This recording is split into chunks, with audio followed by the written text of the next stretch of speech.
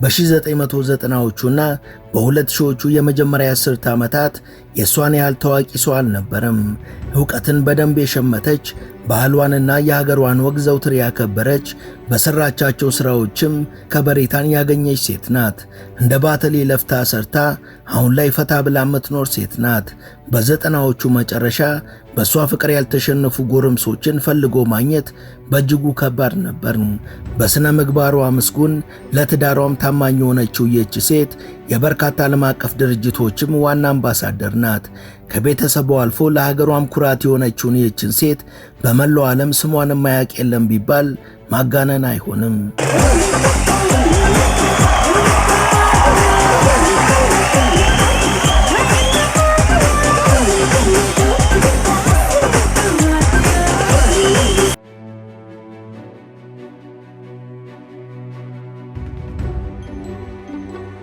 ሰላም ውድ ቤተሰቦች፣ በዛሬው መሰናዷችን በብዙዎች ዘንድ ከበሬታን ስላተረፈችና አሁን ላይ በምቾት ተንደላቃ ስለምትኖረው ተወዳጅ እንስት እናወጋችኋለን።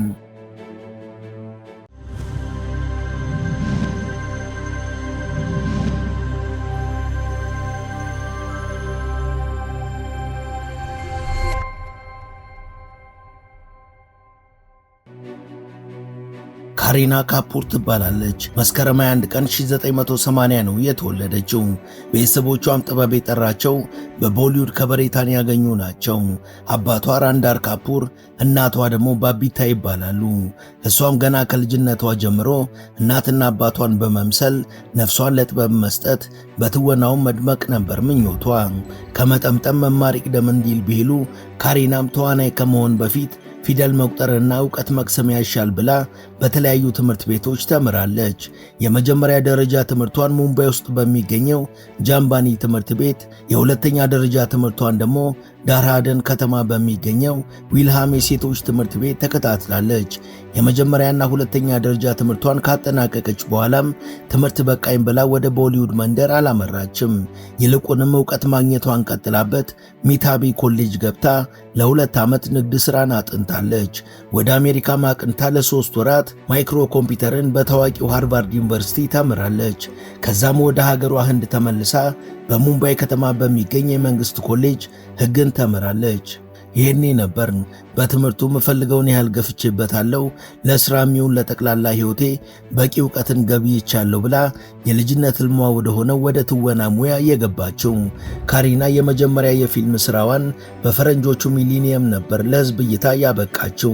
የያኔዋ ተስፈኛ አጀማመሯም የገዘፈ ነበር።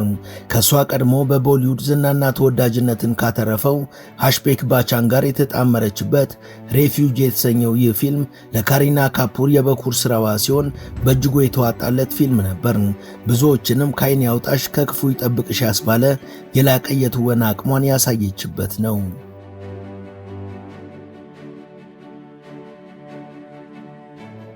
ገና የመጀመሪያ ፊልሟ ላይ በተወነችበት በዛው ዓመት ምርጥ ተስፋ የተጣለባቸው ተዋናይ በሚለው ዘርፍ አሸናፊ ሆና የተዋናይነት ሕይወቷን በስኬት ጀምራለች። በዚህ መልኩ የቦሊውድ ፊልም ተዋናይነትን ከጀመረች በኋላ ጉዞዋ ወደፊት ብቻ ሆነም። በስኬት ላይ ስኬት እንደራረበች። በትወናው ዓለም ገና በጀማሪነቷ ከተወነችባቸው ፊልሞች የሚጠቀሰው ሌላኛው ደግሞ ካቢ ኩሽ ካፒ ጋም የተሰኘው ሥራዋ ነው። ይህ ፊልም የተዋናዩ አስደናቂ የመተወን ጥበብ በደንብ የታየበት ነው ተብሏል። በ2004 ለእይታ የበቃው ቻምሲ የተሰኘው ፊልሟ ደግሞ በእጅጉ ተወዶ ነበር። ካሪና በዚህ ፊልም ላይ መልካም ልብ ያላት ነገር ግን ደግሞ በወሲብ ንግድ የምትተዳደር ሆና ነበር የምትተውነው። ይህ ፊልም በብዙሃኑ ልብ ውስጥ ስለቀረ ለካሪና ካፑርም ተጨማሪ ዕድሎችን የከፈተ ነበር። ከዚህ ስኬታማ ፊልሟ በኋላም ዩቫ፣ አምካራን፣ ዱቭና ሌሎች ፊልሞችን በተከታታይ ሰርታለች። ሁለገብ ተዋናይነቷንም በሚገባ አስመስክራለች። በተለያዩ ፊልሞች ላይ የተለያዩ ማንነቶችንና የተለያየ ባህሪ ያላቸውን ገጸ ባህሪዎችን መላበሷን ቀጥላ ፊዳ፣ አይትራዝ፣ ሁልቹል፣ ቹፕቹፕኬ፣ ታሻንና ስሬዲት የተሰኙ ፊልሞች ላይም ተውናለች። ከነዚህ ፊልሞች በኋላም በቦሊውድ የፊልም ኢንዱስትሪ ውስጥ ኤሊስት ከሚባሉት ቀዳሚዎቹ የፊልም ተዋናኝ ተርታ ተመድባለች።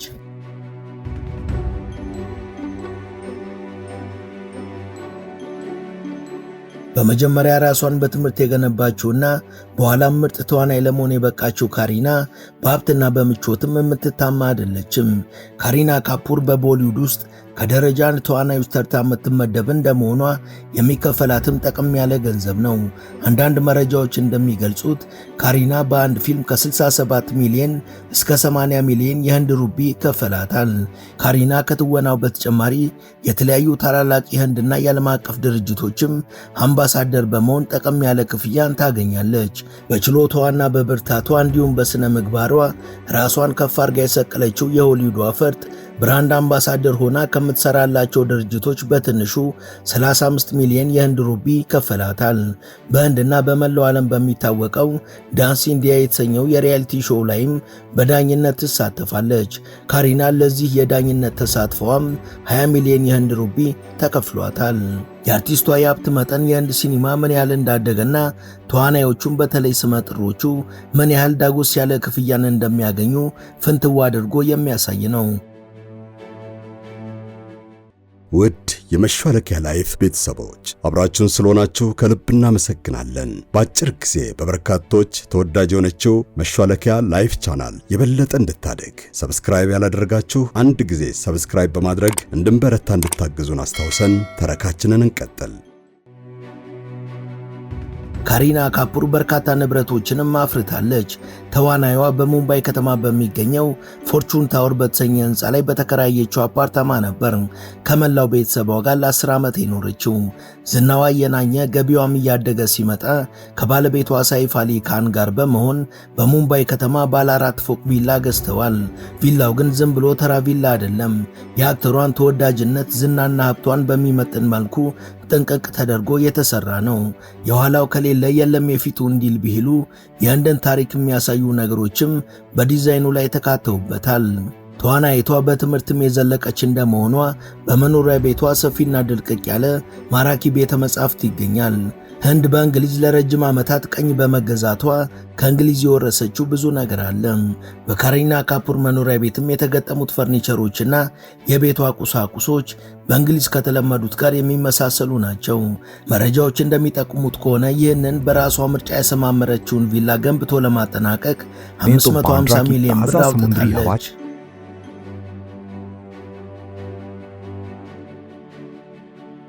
ጥንዶቹ ካሪና ካፑርና አሊ ካን ኑሮ በህንድ ሲሰለቻቸው አየር ለመቀየር ወደ ተለያዩ ስፍራዎች ይጓዛሉ።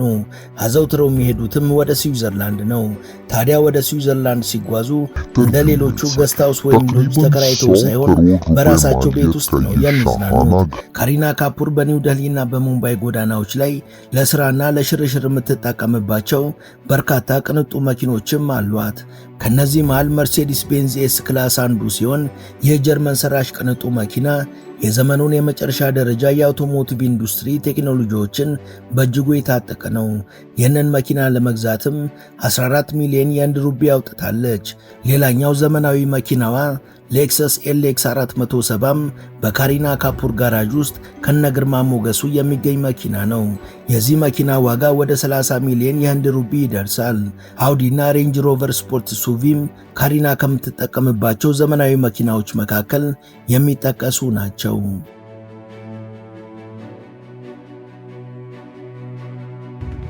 ካሪና ካፑር በስፖርቱ ዓለምም ተሳታፊ ናት። በዚህ ረገድ ከምታደርጋቸው እንቅስቃሴዎች መሃል አንዱን ለማሳያነት ለመጥቀስ ተዋናይቷ ከባለቤቷ ጋር የሚያስተዳድሩት የራሳቸው የሆነ የክሪኬት ቡድን አላቸው። በነገራችን ላይ ክሪኬት የህንዳውያን ቀዳሚው ተወዳጅ ስፖርት ነው። የጥንዶቹ የክሪኬት ቡድንም ታይገርስ ኦፍ ካልካታ ይባላል። ቡድኑ በህንድ የክሪኬት ፕሪሚየር ሊግ ላይ በተፎካካሪነት የሚሳተፍ ነው። ይህ ቡድን የህንድ ክሪኬት ፕሪሚየር ሊግ ዋንጫ አሸናፊ ለመሆን በቅቶ ነበር። በነገራችን ላይ ካሪና ካፑርና የቦሊውድ ተዋናይ የሆነው ባለቤቷ አሊ ካን ጎጆ የቀለሱት እንደ ፈረንጆቹ የዘመን ቀመር በ2012 ነበር። አሁን ላይ ሁለቱ ጥንዶች 2 ልጆችን ወልደው ለመሳም በቅተዋል። በወቅቱ አሊ ካን በርከክ ብሎ የግራ እጇ ጣት ላይ ያጠለቀላት የተለመደ አይነት ቀለበት አልነበረም። ክብሯንና ውበቷን የሚመጥን 5 ካራት የፕላቲኒየም ዳይመንድን ነበር ያጠለቀላት። ይህ ቀለበት በጊዜው ዋጋው 5 ሚሊዮን የህንድ ሩቢ ወይም 7.5 ሚሊዮን የኢትዮጵያ ብር ነበር።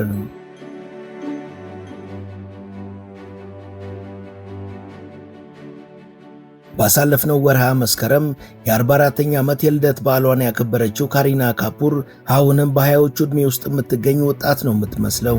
ለፋሽን የተሰጠ ውበትና ደም ግባትን ታድላለች። እሷም ይህን ውበቷን የሚያጉሉ ጌጣጌጦችን ከማራኪ አለባበስ ጋር ታዘወትራለች። ካሪና በክንዷ እንደ ዋዛ ጠልጠል የምታረጋቸው ቦርሳዎችም እጅግ ውድ ገንዘብ የወጣባቸው ናቸው። በተለየ መልኩ የምታዘወትረው ቻናል የተሰኘው ብራንድ ቦርሳዋ ዋጋው 8 ሚሊዮን የህንድ ሩቢ በእኛ ሲመነዘር ደግሞ 12 ሚሊዮን ብር ማለት ነው። የቦርሳዎች አድናቂ የሆነችው ካሪና ካፑር የዓለማችን ውዱ የሴት ቦርሳ የሆነውን ሄርሜስ ብሪኪን ከአንድም ሁለት አላት። ይህንን ውድ ቦርሳ ለመግዛት 130 ሚሊዮን የህንድ ሩቢ ወይም 190 ሚሊዮን የኢትዮጵያ ብር አውጥታለች። ከልብ በትጋት ሰርቶ እንደፈለጉ መንደላቀቅን ከካሪና ካፑር የተሻለ ማሳያ አይኖርም።